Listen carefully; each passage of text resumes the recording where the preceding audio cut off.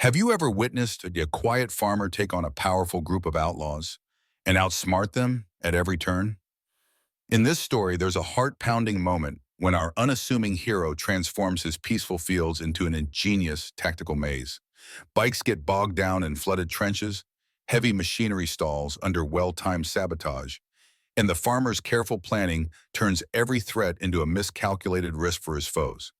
It's a scene that leaves you breathless, questioning just how far a seemingly ordinary person will go to protect the people and land he loves. Curious about how this explosive confrontation wraps up? Stick with us until the end to discover how one man's tactical brilliance keeps an entire community from falling to fear. And don't forget, if you love gripping tales like this, be sure to subscribe to my channel, Farmer's Story, for more immersive narratives that celebrate resilience and unexpected heroism. Your support means everything, and together we can keep these stories thriving. Most folks in Maple Cross considered Ethan Caldwell just another quiet landowner, hardworking, unobtrusive, and as steady as the sunrise. If anyone had asked about his past, they would have discovered sparse details, only that he had acquired Moonstone Pastures about 6 years prior and managed to turn a once struggling acreage into the region's most fertile land. Few ever bothered to ask for more. His neighbors saw freshly tilled rows of wheat, robust fruit trees, and a tidy homestead that suggested diligence, but they never perceived the precise methods that hinted at old habits from his hidden past. They noticed nothing unusual in his early morning walks through the fields or the silent way he took in every sound and shift of wind, as though his farmland were a domain he guarded with more than just a farmer's concern for the next harvest.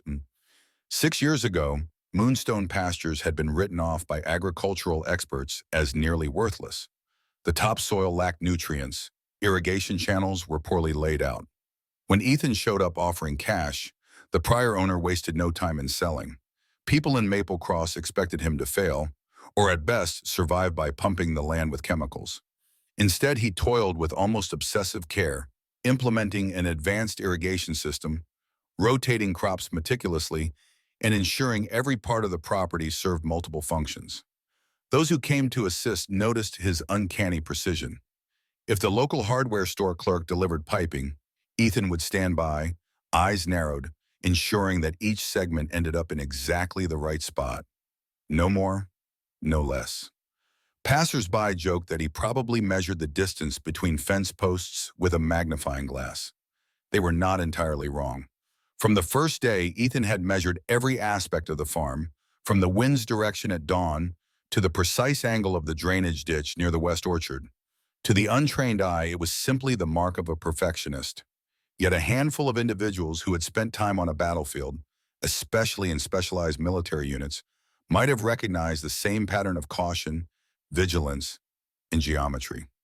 One such person was Fiona Joe, an agricultural engineer he hired within his first year. Fresh out of graduate school, Fiona was excited to apply her knowledge of cutting-edge farming techniques.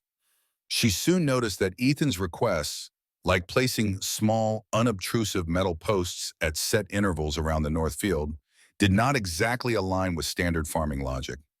She suspected there was more to him than met the eye, though she kept her suspicions to herself. Despite her curiosity, Fiona respected Ethan.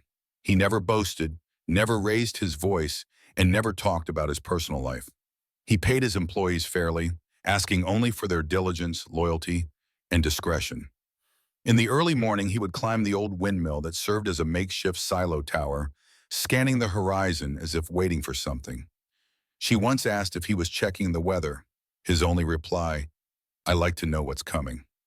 That subtle sentence, delivered in a soft but firm voice, stayed in her thoughts because it felt layered in ways no ordinary farmer's words would. Then came the day the Iron Jackals Motorcycle Club thundered into Maple Cross. Their arrival might not have made a ripple in bigger cities, but Maple Cross was small enough that the roar of unfamiliar bikes turned heads on every street. People read the patches on the bikers' leather jackets, an iron skull with a coiled chain around it, and the name itself, Iron Jackals, suggested a taste for violence. They came in small groups at first, but soon enough rumor spread that more were on their way. The club's alleged interest? snapping up farmland on the outskirts of town. Word traveled that an investment group was offering to buy failing operations for suspiciously high prices. Those who refused began experiencing a series of odd misfortunes: broken windows in the middle of the night, vandalized barns, or entire deliveries of seed or fertilizer gone missing. In Maple Cross, fear spread quickly. The local economy depended on agriculture, and many farmers were teetering on the brink. One night, the Iron Jackals paid a visit to Jack Farnell's supply store, smashing windows and leaving darkly painted threats on the walls. By dawn, the entire town understood the message: sell your land or your supplies to these investors, or suffer the consequences. Most folks watched from afar, locked in apprehension, praying the trouble would move on. They never guessed that the tension quietly awoke something in the unassuming man who ran Moonstone Pastures. The same man whose calm voice and steady eyes hid 15 years of service as a legendary sniper in an elite force unit few had ever heard of, and fewer still would believe. It started subtly, with Jack Farnell noticing curious tire tracks near his store. He found them on a morning when he arrived early to unload a new shipment of fertilizers. At first, he wondered if Ethan Caldwell had come by in one of his trucks, but the tracks were deeper and the tread patterns suspiciously wide. Around the same time, farmers in the next county whose land had recently been bought vanished for a few weeks, only to return looking skittish and silent. Whispers began swirling. The Iron Jackals were strong-arming owners into selling, then using the properties for something beyond mere agriculture. People talked about smuggling operations, maybe weapons, maybe contraband, and Maple Cross was ideally located near key highways that crossed state lines. Ethan, as always, learned of this before most people did. The vantage point from his old windmill gave him not just a perfect view of his ripening fields, but also a broad survey of the roads leading in and out. The small black dots, bikes in formation, passed by more often each day. He tracked them with the thoroughness of a man counting raindrops before a storm. Fiona and Jesse Alvarez, his chief equipment manager and a former Marine, noticed his growing alertness.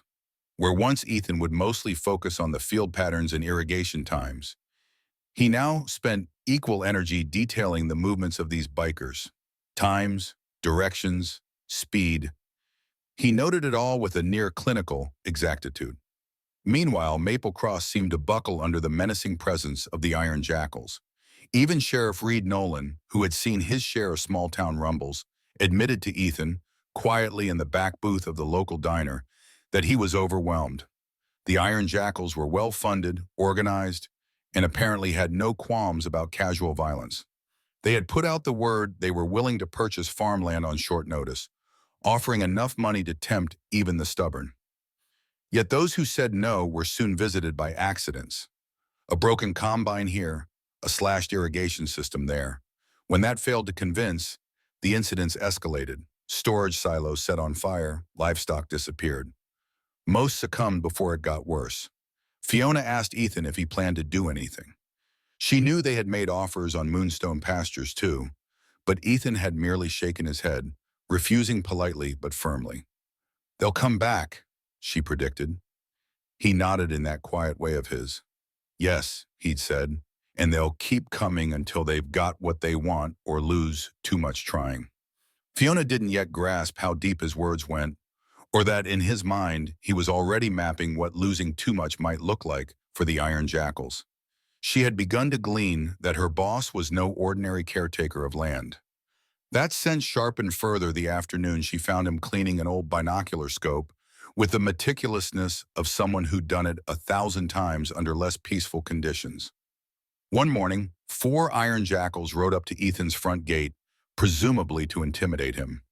By then, Fiona, Jesse, and a few of the hands had witnessed enough strange details to suspect there was more beneath the surface. They watched from a distance as Ethan calmly walked out to meet them. His manner was neither hostile nor friendly. It was as if he were merely greeting potential customers. The bikers demanded he sell the south portion of Moonstone Pastures, making it sound like a business proposition, but peppered with not-so-subtle threats. He answered with a simple statement: "Not interested." When they tried leaning closer, spouting warnings, He stared at them with eyes that seemed to see right through each of their bravado-laced words. Nobody raised a gun or a fist. The confrontation ended with the Iron Jackals riding away in frustration, uncertain why their usual intimidation had fallen utterly flat. Later that day, Fiona found Ethan seated beside the barn, eyes scanning rows of wheat that glowed under the midday sun. "How did you keep so calm?" she wondered aloud. He exhaled, letting the tension slip away. "Those men only know to threaten. They assume if you don't flinch, you just don't get it. But real strength doesn't need to show itself off." That line stayed with her. Over the next weeks, while the Iron Jackals tightened their grip on Maple Cross, Ethan continued going about his tasks, meticulously tracking everything, from moisture levels in the fields to the patterns of approaching motorcycles. The Iron Jackals' presence ramped up swiftly. They sauntered into Jack Farnell's store again, shattering windows a second time. Their very public intimidation of the local diner also rattled nerves. Residents started selling land rather than risk further violence. The group's so-called investment arm snatched up properties on the edges of Maple Cross, often at discounted prices once the owners felt threatened enough to cut and run. Within weeks, smaller homesteads were under the thumb of this shadowy operation. A rumor spread that a man named Damian Voss was the true mastermind. He was rumored to be an ex-Marine or ex-something, no one could verify, and he'd turned the Iron Jackals into a well-oiled paramilitary group rather than a mere gang of road outlaws. All the while, Ethan Caldwell quietly fortified his farm. If one scrutinized the upgrades, like Jesse's installation of new security cameras disguised as birdhouses, or Fiona's project to reseal the old drainage ditches, they would sense these improvements had dual purposes. The cameras weren't just for spotting crows, and the drainage channels had suspiciously uniform depths and lengths that provided perfect vantage lines. Employees were also undergoing specialized drills, disguised as routine chores. For instance, if you asked them about it, they might say, "Ethan wants us to know how to handle the irrigation pipes in an emergency." But to a trained eye, it was more akin to teaching them how to navigate under fire, using farmland as a labyrinth of natural cover. Jesse was perhaps the only one besides Ethan who fully understood these measures. As a former Marine, he recognized the lingo and the strategies. Late one evening, he found Ethan in the repurposed shibo that served as a watchtower. Spread before him was a map of the entire region, complete with red lines marking roads where the Iron Jackals frequently patrolled. "They're moving in patterns," Ethan observed, sliding his finger over an arc that indicated typical scouting routes. "You think they're planning something bigger than intimidation?" Jesse asked. "Probably," Ethan replied. "These formations are too professional. They're systematically testing responses." Their conversation was interrupted by Fiona's urgent footsteps on the metal rungs of the silo ladder. She had intercepted news from a friend in the next county. Two farms had been hit overnight by suspicious fires, both owned by families who had refused to sell. One was burned to the ground, with the owners escaping by sheer luck. Fiona's friend warned that Maple Cross was next in line. The group behind these coordinated moves was no simple gang. "This is a paramilitary operation," Fiona concluded, and Ethan and Jesse both nodded.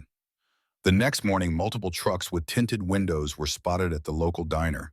They parked in seemingly random spots. But from Ethan's perspective, each vantage point aligned with a known approach to the diner's entry. He recognized the classic signs of a well-organized force setting up an intimidation perimeter. Sheriff Nolan confided privately that day, "I'm outgunned and outnumbered. If you plan on resisting, do it carefully. I can't promise immediate backup if things go south." Ethan merely gave the sheriff that same calm nod. But inside, he was already calculating each step. By afternoon, Damian Voss himself arrived in Maple Cross. Word traveled that Voss was the Iron Jackals' top leader, rumored to have connections to black market deals spanning multiple states. He had a fearsome reputation. Where negotiations failed, violence soon followed. A sighting of Voss walking down Main Street, flanked by serious, stern-faced men, signaled this was no casual visit. Everyone braced for an escalation. Indeed, half an hour after his arrival, the Iron Jackals struck a farm near the county line, reminding Maple Cross that resistance had a price. Ethan stood in the upper level of his silo tower, scanning the horizon with a high-powered spotting scope that once accompanied him on missions far more dangerous than any farmland dispute. His vantage revealed a line of sleek motorcycles escorted by two black SUVs. He recognized them as advanced scouting units, checking angles, observing traffic flows, verifying potential routes. Damian Voss was tightening the net on Maple Cross and the farmland surrounding it with merciless efficiency. Yet, as Ethan watched, he noticed something else. These bikers were not amateurs. Their spacing on the road, their manner of scanning their surroundings, every detail suggested formal training. This was not a ragtag band who learned tactics from online videos. They were either ex-military themselves or had been trained by someone with a professional background. That professional background is exactly what Ethan feared. Not for himself, he had faced experts far more lethal in his covert life, but for the innocents who would be collateral damage if the Iron Jackals decided Maple Cross needed an example made of it. Later that afternoon, a pair of the Iron Jackals cruised leisurely past Moonstone Pasture's front gate. They paused just long enough to make sure they were seen, an open-ended warning. Fiona was in the barn with Jesse at the time, checking the new water filters, when she spotted the riders lingering. She hurried to Ethan, who was by the vegetable garden, offering him a quick update. He merely nodded, responding softly, "I know. Saw them from the silo." That quiet confidence unnerved Fiona just a bit. She asked, "Are we sure we can handle what's coming?" And Ethan responded with measured calm, "It's not about sure or unsure. It's about being prepared for what we can't avoid." That same evening, Ethan convened a small meeting with Fiona, Jesse, and the handful of field workers he trusted implicitly. He laid out a plan reviewing how to respond to possible intrusions, which routes to take if forced to evacuate, and what signals to watch for. It was a crash course in discipline, situational awareness, and controlled action. The air in the meeting was thick with tension as employees realized just how far their boss had gone. That said, none seemed surprised. Ethan's unwavering composure had already hinted at deeper layers. When the meeting ended, Fiona, still troubled, lingered. "You've done all this before," she said, her voice half statement, half question. Ethan's answer was a single nod. "Some places need you to see trouble before it sees you." "I learned to do that a long time ago," he murmured, refusing to elaborate further. She glanced around at the reorganized barn, the neatly arranged tools that could double as barricades, the stacked bags of feed that now appeared to form an enclosed vantage point. It dawned on her that Ethan's entire farming operation was built not only for agriculture, but for strategic advantage. Just past sunset, the tension in Maple Cross ramped up another notch. A convoy of bikers roared down the main highway, accompanied by trucks carrying equipment under canvas tarps. Locals peered out their windows, dreading the next morning's news. A few discreet calls to the sheriff's office revealed that the Iron Jackals had effectively overwhelmed any small-town response. Federal or state assistance would take time to organize, time that Maple Cross might not have. Jesse hopped onto one of the farm's ATVs and headed toward the boundary lines, scouting vantage points and ensuring the farmland's hidden sensors, disguised as simple moisture gauges, were fully operational. Fiona monitored the computer system that displayed their readings, noticing how they now cataloged every passing vehicle. Ethan remained outside, methodically checking the newly reinforced gates, walking along the perimeter under the moon's pale glow, as if fulfilling a ritual he had practiced countless times in foreign deserts and dense city jungles alike. By dawn, news of further intimidation spread. Someone had sabotaged the irrigation system at Farnell's store, flooding the workshop and causing thousands of dollars in damage. Voss wanted to ensure the people of Maple Cross understood the cost of siding with anyone other than him. Tucked amid the chaos, Ethan had an early morning conversation with Sheriff Nolan. They spoke in hushed tones behind the diner, where fresh tire tracks signaled a late-night visit from more bikers. "This is beyond our capacity," Nolan admitted, the lines of worry evident on his face. "My deputies are good folks, but we're outnumbered and outgunned." Ethan listened with an empathy that belied his controlled demeanor. He offered only a simple answer. "Keep your men safe for now. I'll manage things on my end." Nolan's expression wavered between relief and skepticism. He knew Ethan was no fool, but he couldn't fathom a single farm fending off what had become an organized paramilitary group. Nonetheless, with no better option, the sheriff gave a slow nod of reluctant acceptance. Back at Moonstone Pastures, Fiona had been analyzing the patterns of aggression. The Iron Jackals usually started with small threats, escalated to property damage, then delivered a final ultimatum. If the target refused or showed defiance, the group ramped up to outright sabotage, or worse. Right now, Ethan was at the receiving end of repeated threats, and Maple Cross was caught in the crossfire. People were either intimidated into compliance or clung to hope that some outside help might intervene. Under any normal circumstance, Fiona might have feared that things would only continue in a downward spiral. Yet after witnessing Ethan's calm in the face of mounting pressure, she sensed the farm possessed a form of quiet might that no one else fully comprehended. Indeed, Ethan had not simply been fortifying. He had also been collecting evidence. Every act of vandalism, every disguised threat, every suspicious conversation overheard by local shop owners, he diligently recorded them. Using resources from outside Maple Cross, contacts he never fully disclosed, he compiled a staggering dossier on the Iron Jackals and their overarching network. Over coffee in the barn, he told Fiona and Jesse, "It's never just about one place. They're building a corridor for something big. Guns, narcotics, who knows? Our farmland happens to be the missing puzzle piece." That was why the pressure on him was so relentless. Moonstone Pastures lay near key roads that the gang needed to complete their pipeline. Meanwhile, Voss directed his men to settle in at an abandoned truck stop outside Maple Cross. Reports indicated they had set up a makeshift command post there. The black SUVs and heavy bikes rolled in, hauling crates rumored to contain more than spare parts. A swirl of rumors claimed Voss had once been a Marine Scout sniper, dishonorably discharged for reasons sealed in confidential records. If any of that were true, it meant Ethan wasn't just up against a well-armed gang leader. He was facing someone with enough advanced training to recognize and counter typical defensive strategies. The difference, however, was that Ethan's strategies were far from typical. Later that day, Ethan called a second meeting among his core staff. He explained that the Iron Jackal's next move might be large-scale intimidation or a forced takeover. "They don't know how prepared we are," he reassured them, "and we'll keep it that way until they commit themselves." The plan was methodical and extremely detail-driven, like a chess game in which every piece had to stand in precisely the correct position. He insisted that if or when the Iron Jackals launched a major offensive, the farm's system of integrated defenses would whittle them down by exploiting their assumptions. Fiona and Jesse nodded, although some of the younger field hands looked nervous. "Trust the plan," Ethan concluded with quiet resolve. "And if all goes well, we'll end this before it becomes something uglier." 2 days later, the Iron Jackals made their first major push. A platoon of riders, flanked by trucks, rumbled onto a neighboring property.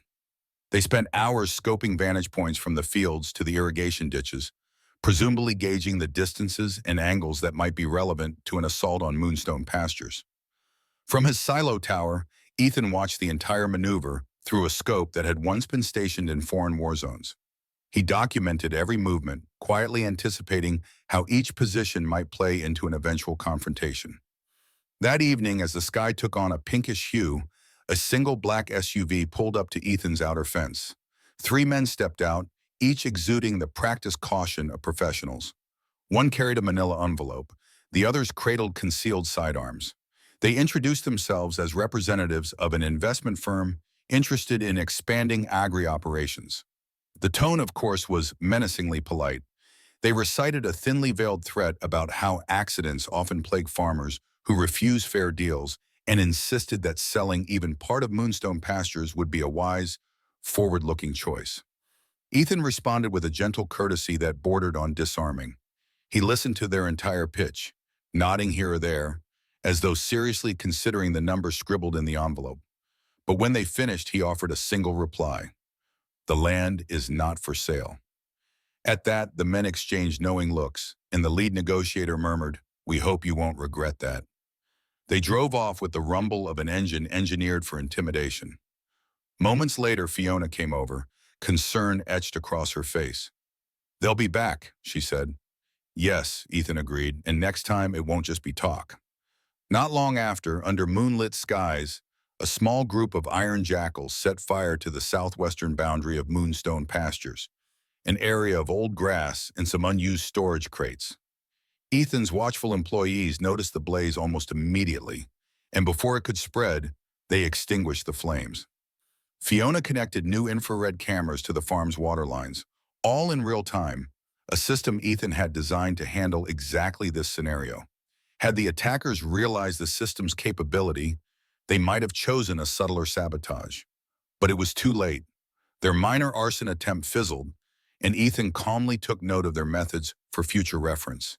Even as these incidents played out, Voss's main forces kept arriving at the abandoned truck stop, gathering in bigger numbers. Videos surfaced online of men in Iron Jackal's patches hauling what looked like crates of weaponry into the defunct diner next to the gas station. Sheriff Nolan, overworked and fighting a tide of fear in the community, confessed to Ethan that he had never faced anything like this in all his years. The town, meanwhile, watched with dread as farmland after farmland sold out. People whispered that at least 4 families had packed up and vanished, some heading north to stay with relatives, others wanting to get as far from Maple Cross as possible. Thus, the showdown loomed. Everywhere you could feel it in the hush that came over the diner, in the vigilance of local shopkeepers who no longer stayed open after sundown, and in the stony set of Ethan's jaw. Whenever someone from Maple Cross asked him if they ought to flee, Ethan only gave them the same advice. Stay safe if you can, move if you must, but don't lose everything you've worked for out of fear alone.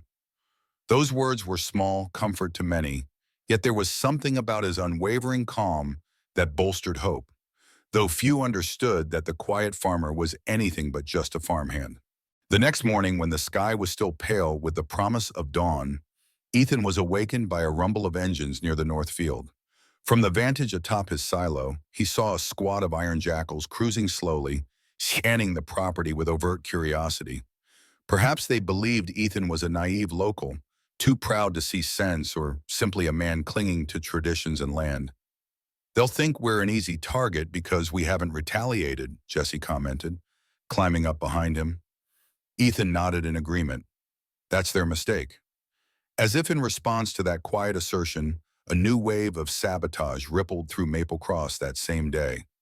Vandals, almost certainly tied to the Iron Jackals, knocked over power lines leading to Farnell's store. They slashed the tires of local supply trucks. Several suspicious-looking men appeared at the gates of other uncooperative farms, brandishing heavy wrenches and shotguns, offering one last chance to sell. Terrified owners, especially those with families, contemplated caving in to demands. The message from the Iron Jackals was crystal clear. No one was exempt from becoming a target. Despite the growing dread in town, Ethan refused to so much as flinch. He dispatched Fiona to gather any who still stood firm, quietly suggesting they coordinate their self-defense rather than hoping the overburdened sheriff's department might rescue them. Fiona's knack for logical planning proved invaluable. Within hours, a few of the braver or more desperate folks discreetly arrived at Moonstone Pastures. They were stunned to discover the complexity of Ethan's preparations. Protective barriers disguised as piles of hay, hidden cameras in every corner, advanced sensors integrated into farm equipment. Even the farm's layout, rows of crops aligned in unnaturally consistent intervals, was part of a strategic blueprint. In a makeshift command room, actually an old storage shed converted into a high-tech nerve center, Ethan outlined possible scenarios for them. "This is not about bravado," he explained, "but about controlling the field so they can't simply roll in with force." His speech was devoid of bluster, just factual, calm instructions that indicated a mind trained in advanced tactics. During the briefing, he discreetly used slides and maps that illustrated vantage points, fallback options, and timing schedules that would confound any aggressor unaccustomed to structured resistance. For an outsider, it might seem overkill. To those who had glimpsed the well-armed squads of the Iron Jackals, it felt just short of essential. Meanwhile, Damian Voss made his first public appearance in Maple Cross, strolling into the diner as if he owned the place. Jack Farnell, who happened to be there, recalled later how everyone simply fell silent when they saw him. Voss had that aura of controlled menace, the air of a man who knew precisely how to get what he wanted. Over a cup of coffee, he loudly proclaimed that Maple Cross would become a new center for business expansion. Anyone with half a brain realized his plans extended beyond harmless entrepreneurial endeavors. By noon, a rumor spread that Voss had personally threatened a local homeowner, stating that if certain farmland, Ethan's farmland, didn't come under Iron Jackal control soon, the cost would be dire. Undaunted, Ethan used the day to finalize something he referred to simply as the perimeter. Jesse placed small, sealed boxes in strategic points around the farm, while Fiona adjusted an improvised satellite link that synced with official weather satellites. If you asked her, she'd say she was monitoring microclimates, but the system had a distinct array of other functionalities, like scanning for radio or phone signals within a certain radius. By the time the sun set, it was as though Moonstone Pastures had transitioned into an impregnable fortress in all but name. People began whispering about Caldwell's land as the last island of resistance in a sea of creeping intimidation. As the Iron Jackals ramped up their intimidation in Maple Cross, those who had once mocked Ethan Caldwell as an overzealous farm hobbyist suddenly realized they might have pinned their hopes on him. Stories circulated of how he seemed oddly unshakable no matter how many menacing bikers circled his perimeter. One anecdote claimed that, late at night, two men in black tried to sneak onto Moonstone Pastures to tamper with equipment, only to be spotted by a patrolling field hand and cornered by a watchful dog. The men fled empty-handed, presumably spooked by how quickly they were detected. Such incidents might have seemed minor, but they highlighted that, unlike other places, Ethan's farm was not so easily penetrated. That same night, Fiona spotted a flicker of headlights cresting over the hill near the West Orchard. She alerted Ethan, who joined her at a vantage point inside the barn's loft. Through advanced night vision binoculars, they watched an SUV creep along the narrow road. Moments later, it stopped. Men stepped out, scanning the property with an unsettling confidence. "They're doing another recon," Ethan murmured, "probably verifying what they can hit first in a real assault." Fiona felt a chill run through her. Even though Ethan's tone was calm, she sensed the grave seriousness behind it. At dawn, Damian Voss broadcast a challenge over a local radio station, an indirect but unmistakable threat. He stated that Maple Cross was on the verge of a reboot, hinting that old holdouts should step aside for new blood. Residents listening at home or in their tractors heard the ominous undertones in every word. Newspaper reporters, typically bored in small towns, found themselves at the epicenter of a brewing crisis. The once sleepy region was on the cusp of a modern-day standoff between a cunning paramilitary gang and a quietly formidable landowner. Come afternoon, an explosion rocked the south fence of Moonstone Pastures. Dark smoke billowed into the sky, turning heads all across Maple Cross. Iron Jackals had hoped the blast would signal they could breach Ethan's territory at will, but to their confusion, the detonation had little real effect. Ethan had foreseen the vulnerability of that old fence line. He had replaced crucial sections with steel reinforcement hidden by wooden facades, ensuring the main barrier held firm. Sheriff Nolan arrived minutes later, only to find Ethan's employees calmly extinguishing smoldering piles of wood. When the sheriff tried to question Ethan about details, the farmer just shrugged, carefully delivering a practiced half-truth. "Someone thought they could scare us. They failed." In response, Voss escalated his approach. By early evening, the Iron Jackals had lined up no fewer than 20 motorcycles along the main highway, each engine revving so loudly that windows trembled in nearby houses. Townspeople watched in silent dismay as more trucks rolled up with tinted windows. They stationed themselves around Maple Cross, effectively creating a ring of intimidation. A few bold souls shot glances at the cluster, but most locked their doors, pulling their blinds down.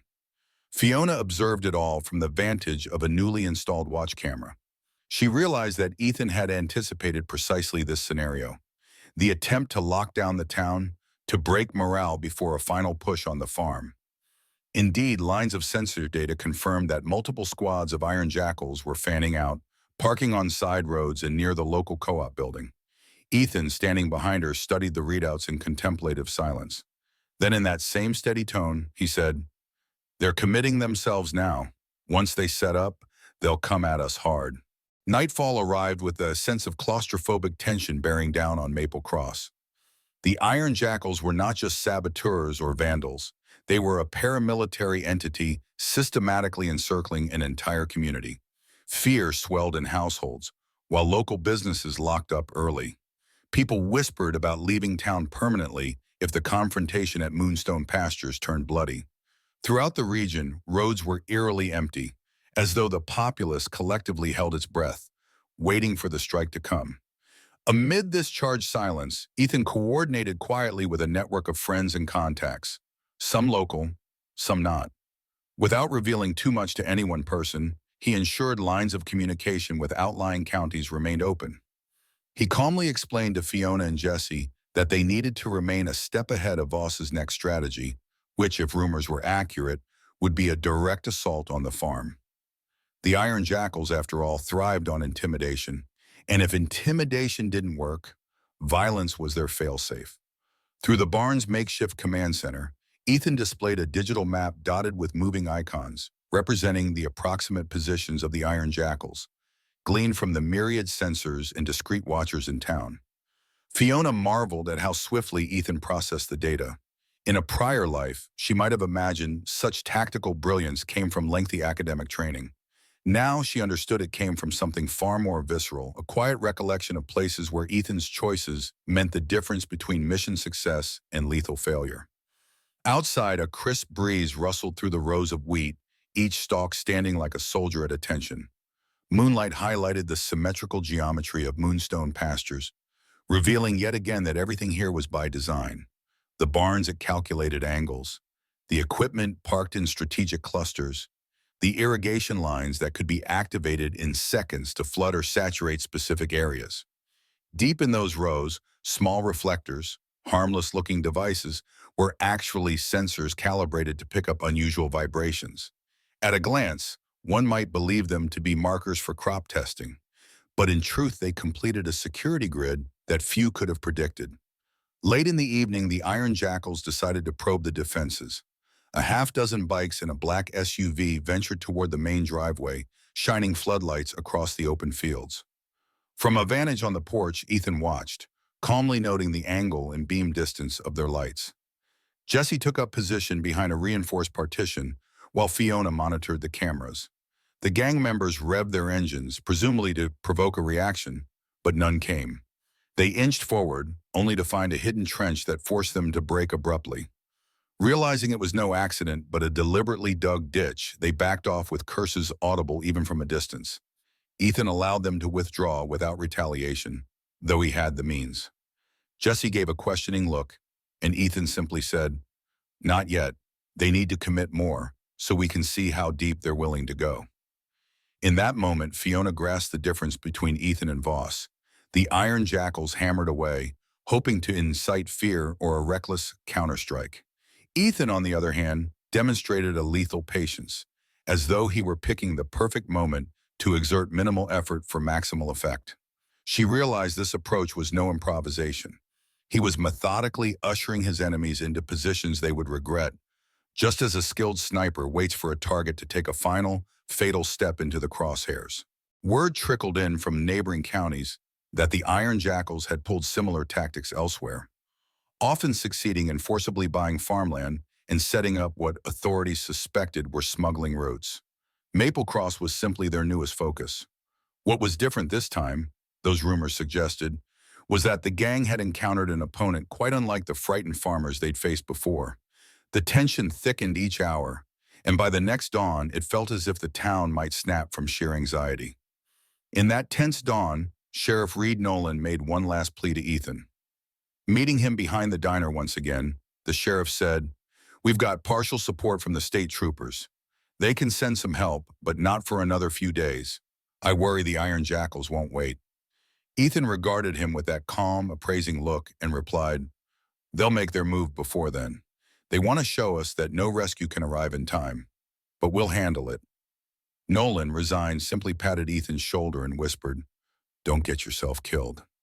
Back at Moonstone Pastures, the employees who had grown increasingly anxious found some measure of assurance in Ethan's unflappable composure. He insisted they run a final series of systems checks, which, in actuality, were exercises drilling them on the farm's defensive layout. Fiona organized an impromptu training session, walking them through steps to activate certain water lines that could be used as deterrents. She felt like she was instructing them on a surreal hybrid of farmland management and military-grade response. Jesse, for his part, reviewed how to watch for signals that indicated the Iron Jackals were launching a coordinated push. Meanwhile, in the old storage shed turned command post, Ethan pored over intelligence files compiled from various sources. Snapshots of suspect trucks, references to out-of-state license plates, and rumors of heavily armed enforcers among Voss's ranks. Each piece of data intersected with lines on a map that crisscrossed Moonstone pastures. Fiona walked in on him once, noticing his eyes flicking between a photograph of a Sidewinder snake emblem, apparently the calling card of Voss, and a topographical chart of the farmland. Without looking up, Ethan explained, he's used to exerting dominance with minimal opposition. When that fails, his ego drives him to go big. That's likely tonight or tomorrow.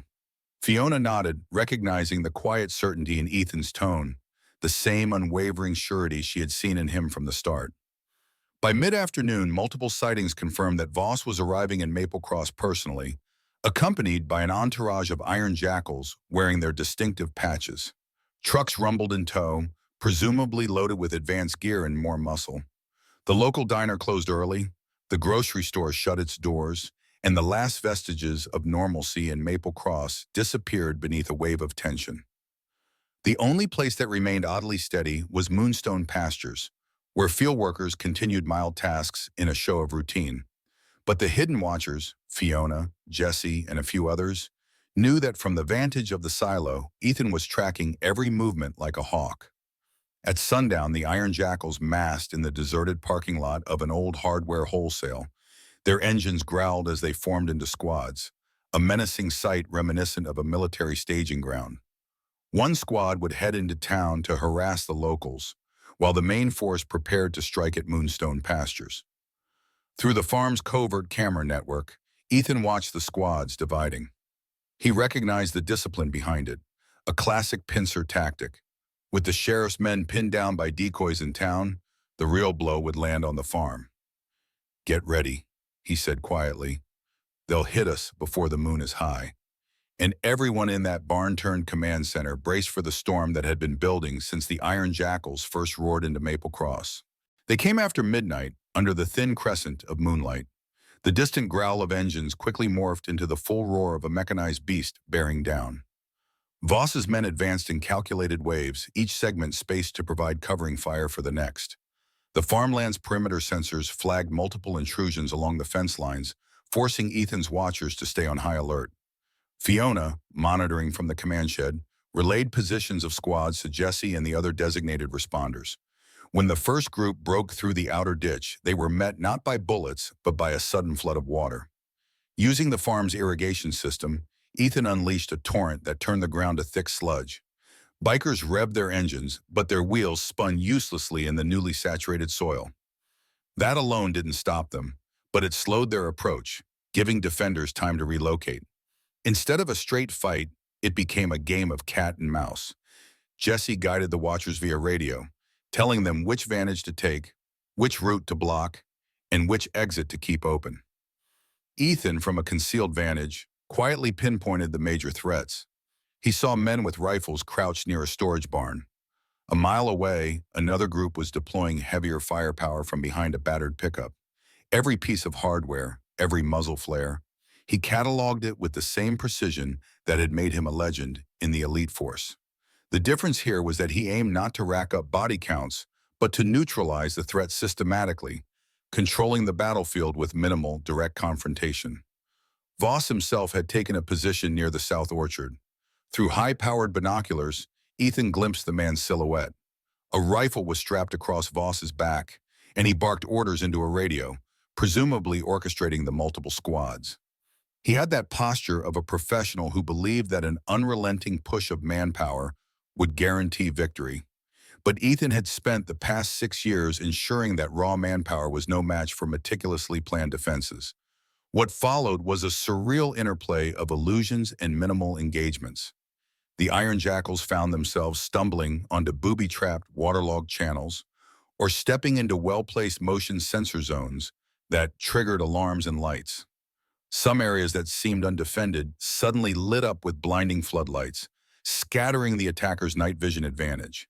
Occasionally, small groups of defenders popped up to rattle off a few warning shots, then disappeared before the Iron Jackals could retaliate. Frustration built, and Voss's men grew reckless. Sensing their frustration, Ethan escalated his psychological warfare. At precisely the moments they believed they had a clean route in, a metal gate slammed shut, or a segment of fencing electrified momentarily, shocking would-be intruders. Nothing was lethal outright, but it stung and humiliated. These men were used to riding roughshod over towns. Now they looked like novices floundering in a battlefield that seemed to shift under their boots. Through it all, Ethan kept a keen eye on Voss, waiting for that crucial tipping point when the Iron Jackal leader would commit his entire force, presumably to maintain his fearsome reputation. In the midst of the chaos, Maplecross experienced a harrowing parallel confrontation. Voss had dispatched a smaller squad into the heart of town to tie up Sheriff Nolan's men. Gunfire erupted near the diner, though mercifully no one was seriously wounded. The Iron Jackals demanded people stay indoors while they prowled the streets in search of any sign that might link back to Ethan's farmland. Unbeknownst to them, the sheriff's office had set up covert roadblocks further out. Even short-handed, Nolan's deputies managed to isolate some of the Iron Jackals, leading to sporadic skirmishes that scattered them away from the main roads. Back on Moonstone Pastures, Ethan's strategy reached its crescendo. With each cluster of bikers pinned or misdirected, they risked being flanked by new illusions of resistance. Voss, growing angrier by the minute, pushed forward with the heavier gear, an armored pickup carrying what looked like a turret-like fixture, likely a heavy machine gun or something akin to it. The driver revved up the engine, rolling over the flattened ditch and into the farmland. Floodlights flickered on the battered truck, scanning for the defenders. Fiona, breath catching in her throat, spotted them on the monitor. "They're heading for the barn," she reported. Jesse nodded, confirming, "So they're going straight for the heart." He relayed the threat to Ethan, who switched vantage points. From a vantage near the farmhouse roof, Ethan let his sniper instincts guide him. Though he no longer carried the same weapon he'd used overseas, he had a meticulously maintained rifle suitable for rural ranges. With calm efficiency, he zeroed in on the truck's engine block. One precisely placed shot resounded across the fields. A plume of smoke erupted from the truck's hood. The vehicle lurched, stuttering to a halt. The turret operator scrambled in panic, disoriented by the sudden failure. Voss, who had watched the fiasco from behind a row of half-toppled crates, realized with dawning horror that Ethan Caldwell was no naive farmer. He barked orders into his radio, calling for a full-scale push to overwhelm the defenders. But as soon as squads converged, they found themselves jammed into tight corridors of fencing and small mounds that funneled them into disadvantageous lines of fire. Lights flickered again, revealing the entire flank they had left open. In the glare, a few well-placed rounds forced them to take cover. Some gang members tried to flee back to their bikes, only to find the ground soaked into a swamp from the irrigation system. Though the clash escalated, real casualties remained minimal, testament to Ethan's control. He knocked out tires, jammed vehicles, and sabotaged weapons with carefully aimed shots that rendered them inoperable. Jesse and Fiona coordinated with the employees, sealing off sections of the farm or forcibly redirecting attackers to dead ends. It was more akin to an elaborate chess match than an outright battle, with Ethan always one move ahead of the Iron Jackals. As the perimeter tightened around them, the Iron Jackals were forced to regroup. The farmland's symmetrical layout, once ridiculed by local farmers for its obsessively straight lines, was now the bane of these interlopers. They had no vantage they could hold for long. Every angle was cunningly compromised. Furious, Voss tried to radio more reinforcements, only to find his communications jammed by the farm's integrated tech. By the time he realized he needed to extract what was left of his men, it was already too late. They were pinned in clusters, some near the orchard, others by the west field. Dawn broke over Maplecross like a softly triumphant drum roll. At Moonstone Pastures, the final vestiges of the Iron Jackal's assault lay scattered in disarray. Jesse and a handful of workers, still vigilant, escorted demoralized bikers away from the deeper recesses of the farmland, rounding them up where Sheriff Nolan's deputies waited. Fiona remained in the command shed, ensuring that none of the outlying squads tried a surprise counterattack. Her monitors showed town streets clearing, with battered iron jackals either surrendering or fleeing outright. Ethan descended from his rooftop vantage, stepping carefully over damaged equipment and puddles in the yard. He wore the same calm expression, though shadows of weariness lined his eyes. The entire confrontation had lasted hours, yet the methodical approach had minimized harm. Bikers nursed bruises and shock more than bullet wounds, reeling from a humiliating defeat inflicted by a mere farmer. As Ethan approached the orchard, he found Damien Voss standing in the open, a pistol at his feet, either dropped or discarded. His expression blended fury and raw disbelief. "You couldn't have done this alone," Voss spat, voice trembling. "There's no way you orchestrated all of this by yourself." Ethan regarded him with a weary look. "Lone, of course not. I have good people. You got used to folk buckling to your threats, and you never once considered what real preparation looks like." Voss glanced around, taking in the thoroughly sabotaged vehicles, the captured men, the absolute collapse of his paramilitary advantage. "Who are you?" he managed to choke out. For a moment, Ethan's stoicism wavered, as though some memory flickered in his mind. A flash of deserts and pinned-down squads, of missions scrubbed from official records. "I'm just a man who learned that protecting what matters sometimes means outthinking your enemy," he replied softly. If Voss wanted more details, the dead calm in Ethan's voice suggested he would not get them. The burning question of Ethan's past, what unit he served in, what feats he had accomplished, remained unspoken. Shortly after that, Sheriff Nolan arrived with reinforcements. They rounded up the iron jackals, who had little fight left in them. Some were cursing in anger. Others wore the haunted look of men who realized they'd been thoroughly outmaneuvered. The scope of their operation, intended as a swift takeover, had morphed into a fiasco that exposed them to potential federal charges. Indeed, evidence recovered from the battered SUVs and trucks, as well as Ethan's meticulous intel, pointed to large-scale criminal activity. Maple Cross residents peered anxiously from behind doors and shutters, inching back into a world that had changed overnight. When the farm grew quiet, Ethan finally allowed himself a moment to exhale. Fiona and Jesse joined him near the front porch. The sun was fully risen now, illuminating the farmland that had narrowly averted destruction. "You said you only wanted peace," Fiona murmured. "Do you think we found it?"